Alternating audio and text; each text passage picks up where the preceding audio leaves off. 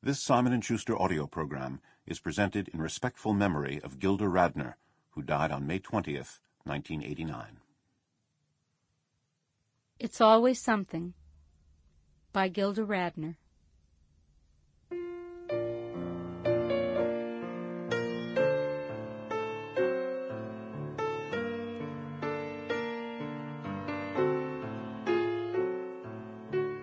I started out to write a book called A Portrait of the Artist as a Housewife. I wanted to write a collection of stories, poems, and vignettes about things like my toaster oven and my relationships with plumbers, mailmen, and delivery people. But life dealt me a much more complicated story. On October 21st, 1986, I was diagnosed with ovarian cancer. Suddenly, I had to spend all my time getting well. I was fighting for my life against cancer, a more lethal foe than even the interior decorator. The book has turned out a bit differently from what I had intended. It's a book about illness, doctors and hospitals, about friends and family, about belief and hopes. And I hope it will help others who live in the world of medication and uncertainty.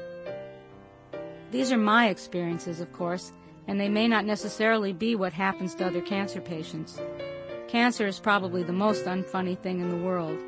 But I'm a comedian, and even cancer couldn't stop me from seeing humor in what I went through. So I'm sharing with you what I call a seriously funny book, one that confirms my father's favorite expression about life. It's always something.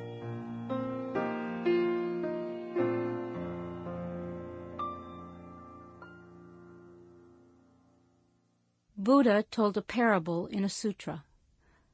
A man traveling across a field encountered a tiger.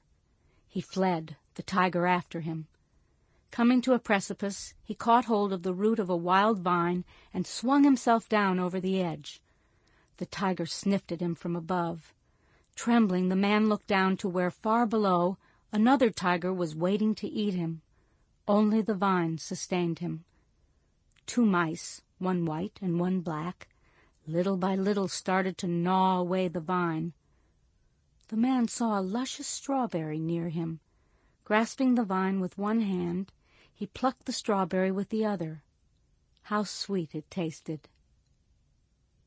I found that parable in a book called Zen Flesh, Zen Bones. It's a collection of Zen and pre-Zen writings compiled by Paul Reps.